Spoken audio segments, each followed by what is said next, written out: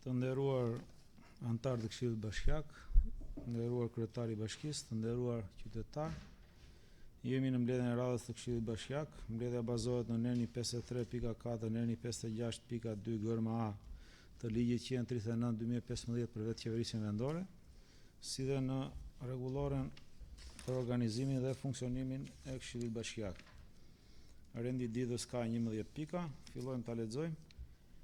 Pika 1, miratimi i rendit të ditës. Pika 2, miratimi i procesit verbalit të mbledhjes së Këshillit datë 29/6/2026. Pika 3, informacion mbi vendimet e miratuara në mbledhjen e datës 29/6/2026. Pika 4, projekt vendim për dhënien e ndihmës ekonomike nga anëtarët e bashkisë për muajin qershor 2026.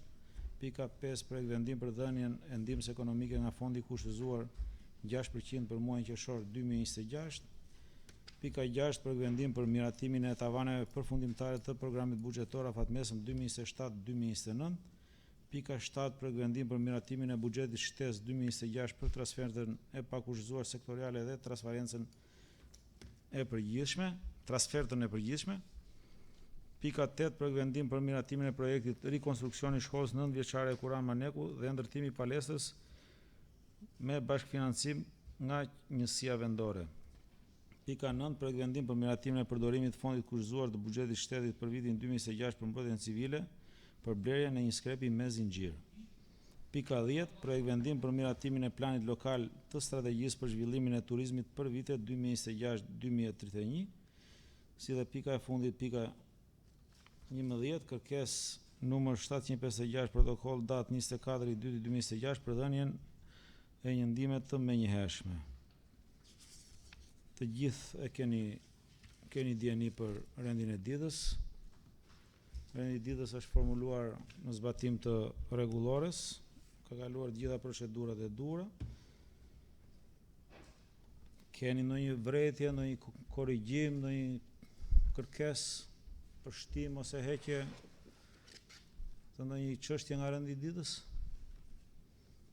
Atëherë s'kemi. Kalojmë votimin e rendit të ditës. Kush është dakord? 11 pro, asnjë kundër, miratohet. Kalojmë në pikën 2, miratimi i procesit verbalit të mbledhjes së Këshillit datë 29/6/2026. Po ashtu edhe këtë dokument e keni patur, keni vërejtje, keni kërkesë për korrigjim të tij. Atëherë, meqense s'kemi, konsiderohet i ezauruar. Neni 77 pëlqimi unanim i rregullores. Pika 3, informacion mbi vendimet e miratuara në mbledhjen e datës 29/6/2026. Të lutem Rafaela. Përshëndetje të gjithëve. Në mbledhjen e datës 29/6/2026 u morën gjithsej 9 vendime nga numri 30 deri në 38. Vendimet janë zbardhur në afat dhe janë përcjell drejtorive përkatëse për ekzekutim. Nga këto vendime, vendimi me numër 33, 34 dhe 36 i është përcjell prefekturës për verifikim dhe na ka ardhur përgjigja se vendimi 33 dhe 34 janë në përputhje me ligjin, ndërsa vendimi 36 nuk është akt normativ dhe për këtë arsye nuk është kompetenca e prefektit për të shprehur. Faleminderit. Faleminderit Rafaela. Kalojmë në shqyrtimin e pikës 4, projekt vendim për dhënien e ndihmës ekonomike nga anëtarët e bashkisë për muajin qershor 2026. Paraprakisht shprehet ekzekutivi, pasandaj Komisioni Ekonomisë. Nëse keni ndonjë kërkesë që ta shpejtojmë si procedurë, meqense ju bashkarisht i keni konsumuar gjitha hapat ligjor.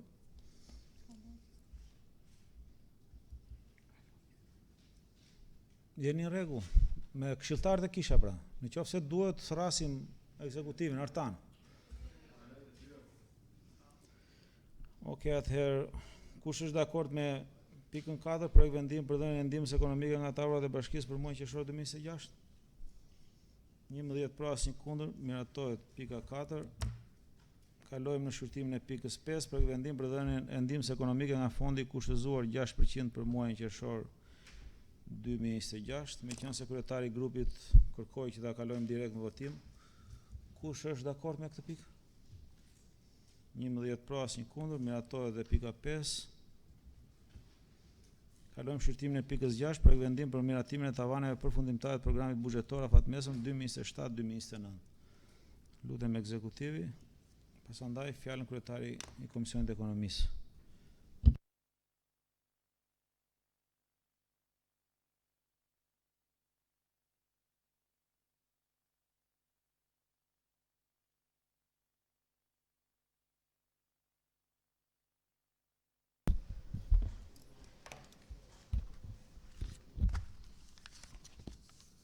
Përshëndetje të gjithëve.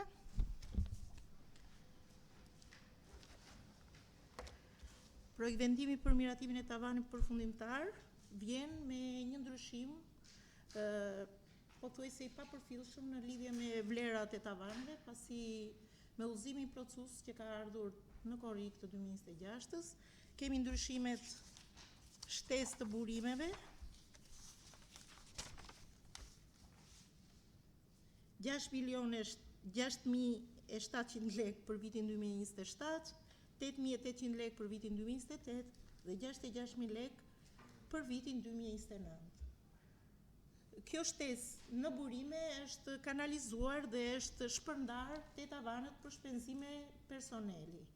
Gjithashtu, në tavane janë reflektuar edhe ndryshimet midis programeve për pjesën e vendimit numër 17 që u miratua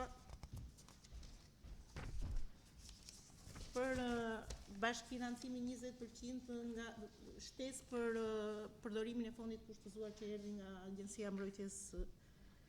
Agjencia për Mbrojtjen Civile. Kemi reflektuar edhe ndryshimin që është marrë me vendim Këshilli për vitin 2026, shtesën që ka ardhur si transfert e përgjithshme dhe sektoriale, e cila do referohet më vonë. Këto janë ndryshimet në lidhje me tavanët para prag dhe tavanët përfundimtare.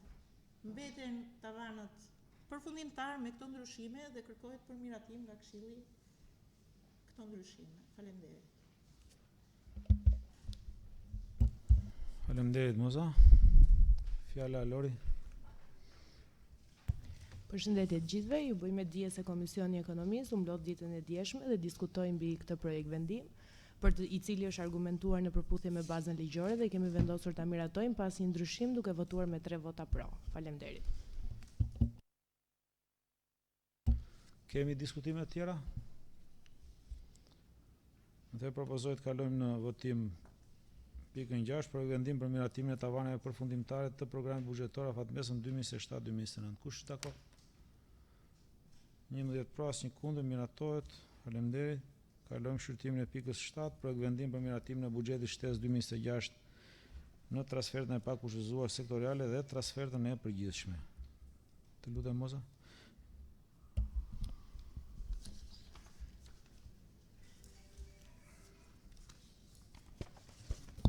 Në datën 9/7 me aktin normativ numër 2 është reflektuar shtesa për ndryshimin e vendimit të Këshillit të Ministrave 536 për masën dhe shpërblimin e orëve për punojësit e mbrojtjes nga zjarri dhe shpëtimi. Për këtë, me akt normativ na ka ardhur një shtesë me vlerën 1.678.000, e cila përket transfertës sektoriale dhe të përgjithshme, e cila do të kalojë dhe shpërndar për të mbuluar shpenzimet për pagat dhe sigurimet shoqërore për kategoritë që është përcaktuar sipas vendimit të Këshillit të Ministrave 436, i cili konsiston në orët e shtesë për festat, për ditët e pushimit, për pjesën e rasteve kur punojësit marrin pjesë në fikjen e zjarreve dhe të shpëtimit. Faleminderit. Ky ishte projekt vendimi.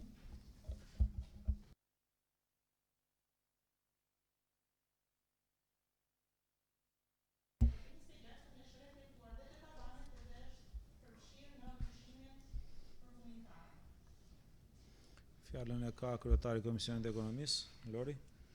Në mbledhjen e zhvilluar ditën e djeshme është diskutuar dhe mbi këtë projekt vendim, i cili gjithashtu është argumentuar në përputhje me bazën ligjore dhe kemi vendosur ta miratojmë pas një ndryshim duke votuar me 3 vota pro. Faleminderit. Faleminderit. Kemi pyetje apo diskutime nga këshilltarët? Atëherë me qenë se s'kemi, propozoj të kalojmë votimin e pikës 7 për vendim për miratimin e buxhetit shtesë 2026 në transfertën e pakushtëzuar sektoriale dhe transfertën e përgjithshme. Kush është dakord? 11 pro, asnjë kundër, miratohet pika 7. Kalojmë shqyrtimin e pikës 8 për vendim për miratimin e projektit të rikonstruksionit të shkollës nëntëvjeçare e Kuran Maneku dhe ndërtimi i palestrës me bashkëfinancim nga Njësia Vendore.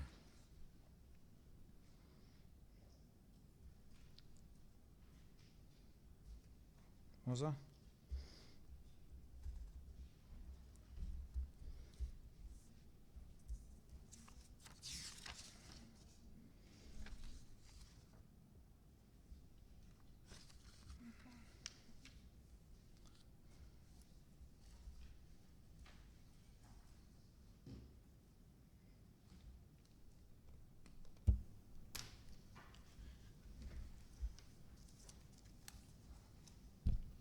Atëherë, siç edhe referuam edhe në komision, Bashkia Patos është fituese për projektin rikonstruksioni i shkollës 9 vjeçare Kuran Maneku dhe ndërtimi i palestrës, i cili do të jetë me financim për vitet 2026-2028 dhe financimi do të mbulohet 85% nga Ministria e Arsimit edhe 15% nga Bashkia.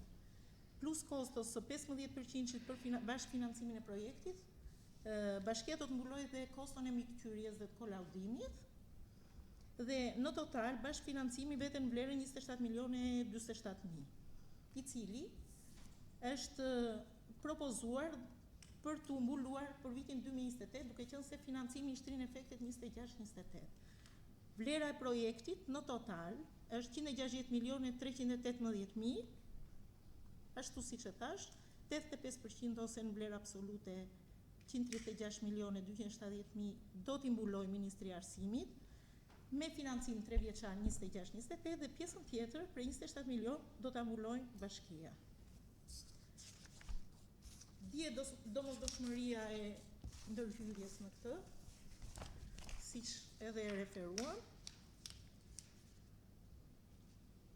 do të ketë gjitha ndërhyrjet.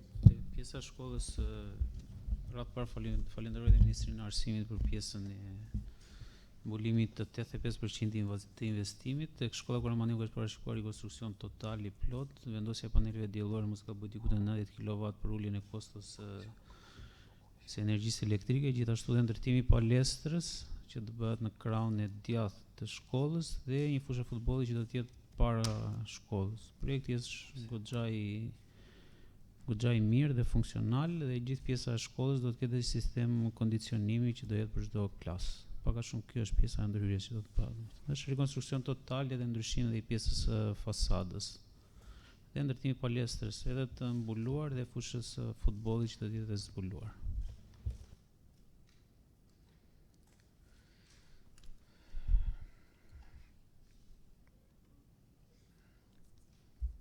Porta.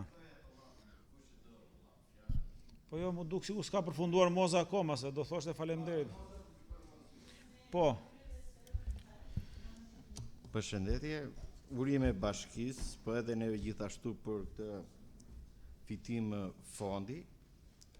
Unë jam pjesë e asaj lagje ku do të zhvillohet ky investim dhe edhe për arsye që kam bërë një vit shkollë në këtë shkollë që për rikonstruktohet, me sa di unë rikonstruksioni i fundit ka qenë në vitin 2005-2006, besoj ka ardhur koha për një diçka të tillë. Me sa vura re, fondi është goxha i mirë që parashikon faktin që janë rritur edhe standardet dhe kërkesat. Kam një merak. Meraku im është që kjo palestra, se kryetari tha në krahun e djathtë dhe unë tash kryetar kur shikojmë nga para pra në krahun andem atan shumë mirë. Se mos na bëhet si kjo palestra Muhamet Shehu që ka zënë vendin aty dhe kisha dhe një sugjerim që besoj mund të jetë, neve këshilltarët sigurisht që jemi të vendosur të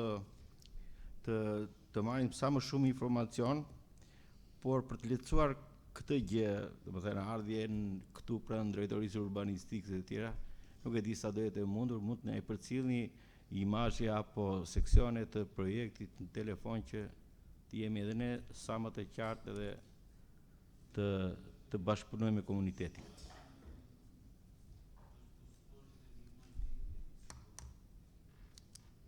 Ku është?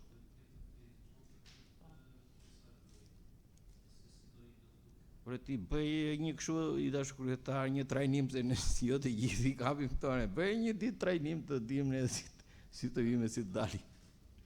Gjithsesi edhe një herë përgëzime për të gjithë për këtë fond.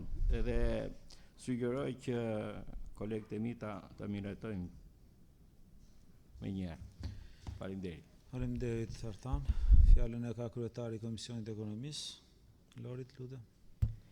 Në mbledhjen e djeshme kemi diskutuar mbi këtë projekt vendim, nga këndvështrimi i Komisionit të Ekonomisë, ky është një investim i domosdoshëm, shkolla është amortizuar dhe mungon palestra. Gjithashtu kontributi financiar është i menaxhueshëm, ndërkohë që leva e financimit nga shteti është shumë favorizuese për buxhetin ton, ndaj ne kemi votuar me 3 vota pro. Faleminderit. Faleminderit. Kemi diskutime të tjera?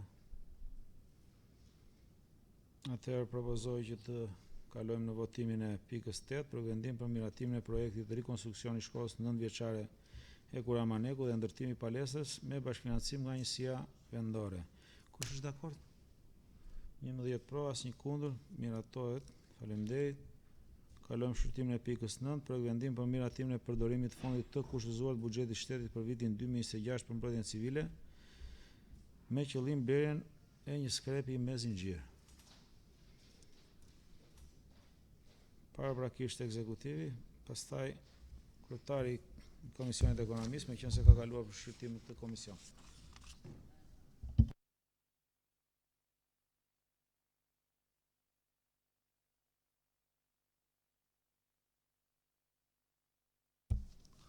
Përshëndetje. Projekt vendi për miratimin e përdorimit të fondit të kushtëzuar të buxhetit shtetit për vitin 2026 për mbrojtjen civile për blerjen e një skrepi me zinxhir. Për vitin 2026 për Bashkinë Patos, fondi kushtëzuar për mbrojtjen civile ishte 9.728.408 lekë. Këto të ndara në 2 kode produktish, shpenzime për marrjen e masave parandaluese dhe vlerë për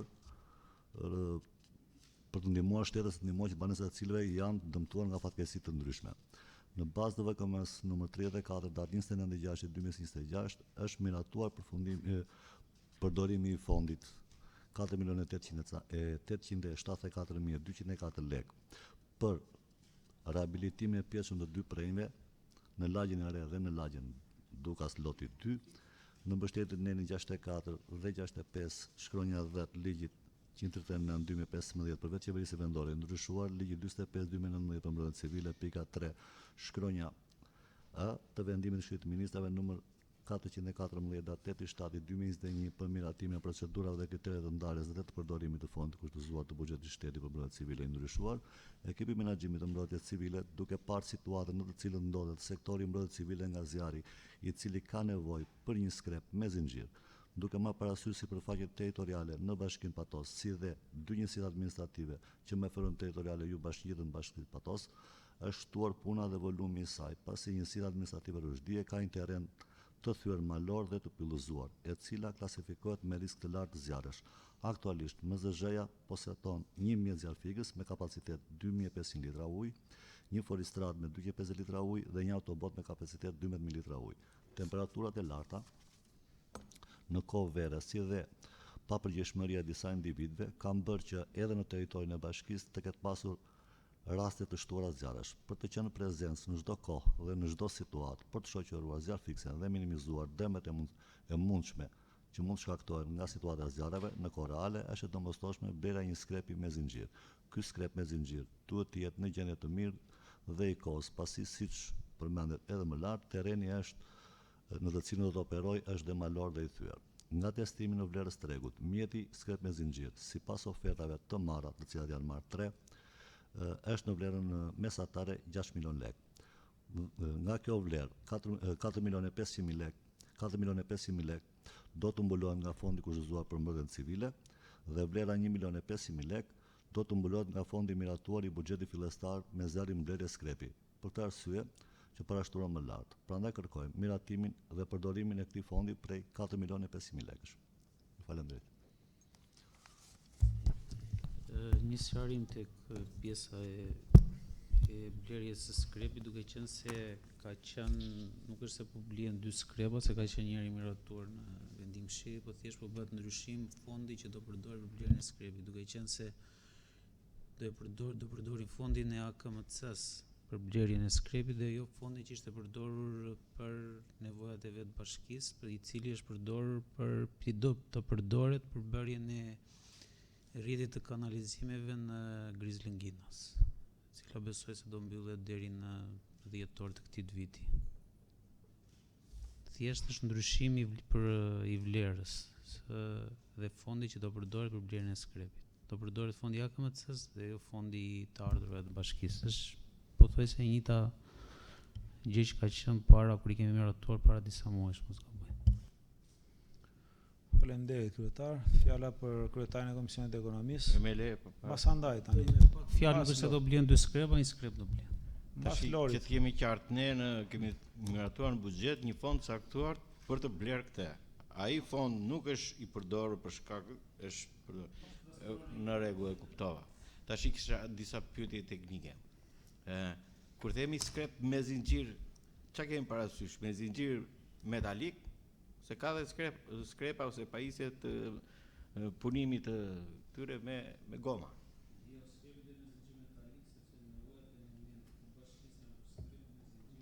Okej, shumë mirë. Këtë preferoja të dëgjoja.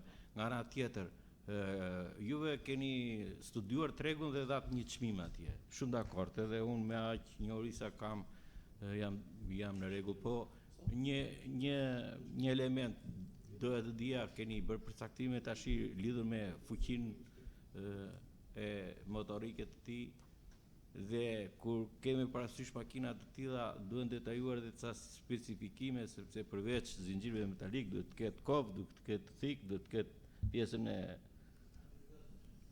çekiç. Pika? Ju kërkoj ndjes jam i qartë. Mirën e besoj. Unë s'kam çfarë të bëj, unë do lija kryetarin e Komisionit Ekonomisë flise, pastaj e merri ti. Ndoshta do të dëgjoj sqarime më shumë. Po ti s'durohet, i e shtatanik, ç'a të them? Fjalën e ka Lori, në fakt. Në mbledhjen e zhvilluar të komisionit dje, kemi diskutuar edhe mbi këtë projekt vendim, i cili është argumentuar në përputhje me bazën ligjore dhe kemi vendosur ta miratojmë me 3 vota pro. Faleminderit. Faleminderit, fjalën Mira. Faleminderit. Atëherë unë siç e thash, jam njohur edhe me ofertat, edhe me cilësitë teknike të mjetit, vetëm një gjë nuk kam të qartë dhe dua ta saktësoj para se ta miratoj. Është planifikuar që ky mjet të ketë një funksion shumë dimensional, si ta shpreh, edhe funksione të tjera, apo do jetë në dispozicion vetëm për emergjencat civile? A do të ketë mundësinë të kryejë edhe shërbime të tjera të nevojshme në bashki? Skrepi do jetë vetëm për emergjencat civile. Me thënë sepse fondi është pjesa më e madhe, fondi është për emergjencat civile, ajo pjesë tjetër që është e bashkisë do për një pjesën kryesisht do jetë për emergjencat civile. Shumë pak edhe për pjesën tjetër. Okej, faleminderit. Faleminderit. Kemi pyetje të tjera, diskutime të tjera?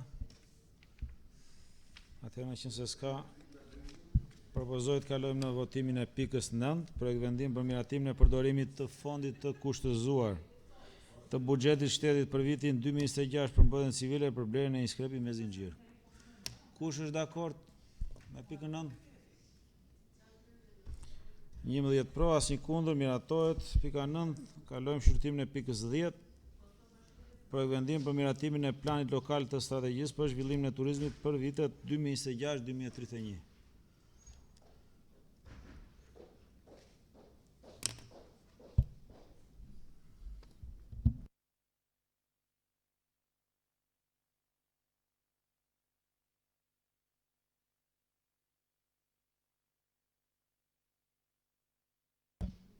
Përshëndetje.